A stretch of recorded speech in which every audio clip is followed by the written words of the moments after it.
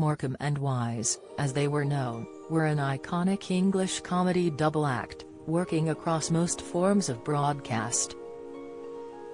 They were a hit in the UK, touring the country far and wide, their greatest success coming via the medium of TV. Tonight, the pair's Morecambe and Wise Christmas show will be shown on ITV1, transporting us back to 1971. It featured the combined talents of pianist Andrew Previn, actress Glenda Jackson, and singer Shirley Bassey. Guests also included singer Paul Anka, jazz musician Kenny Ball, and actress Janet Webb. The Christmas special reveals the origins of what became long-running gags involving curtains, paper bags and bed sharing. Morecambe and Wise seemed almost inseparable throughout their career.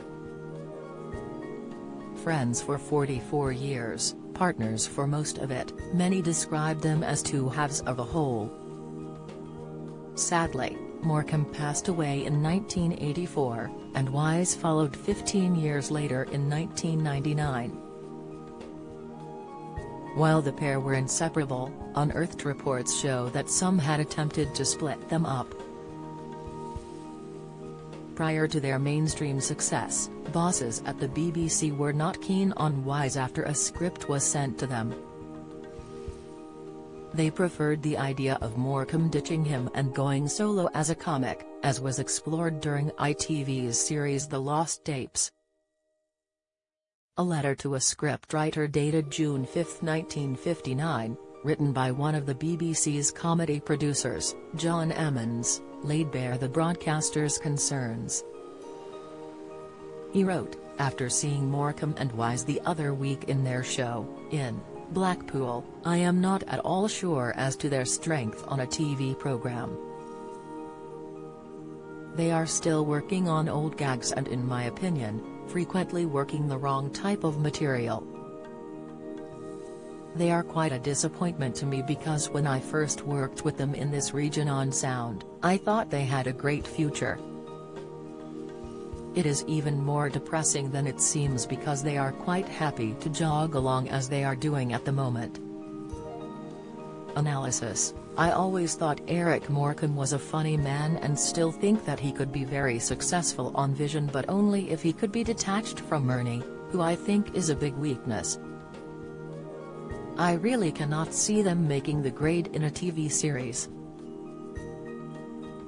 Morecambe and Wise's partnership began during World War II, when the pair started performing in 1941. They initially enjoyed great success on stage and radio, but soon made the move to TV. However, their first foray was unsuccessful. Appearing in the 1954 BBC show Running Wild, their performance was widely criticized, with one reviewer concluding that the TV set was the box they buried Morecambe and Wise in. Fearing that the show was a dead end, the two considered cutting their losses and quitting before it had had its run. Frank Pope, their agent, even wrote to the head of Light Entertainment at the broadcasters, criticizing Running Wild himself, and wrote, "I called my clients into my office to see me this morning in view of the television broadcast they did last night and to say in my personal opinion this was the worst performance I have ever witnessed my clients giving, not because of their inability but plainly because the material etc. supplied for them to appear in was most unsuitable and inadequate. On behalf of my clients, I must refuse them being allowed to appear for the last of the 6 television broadcasts in their contract. You will appreciate, my clients' main livelihood depends upon theatrical engagements and they cannot possibly afford to jeopardize any further their reputation in this market."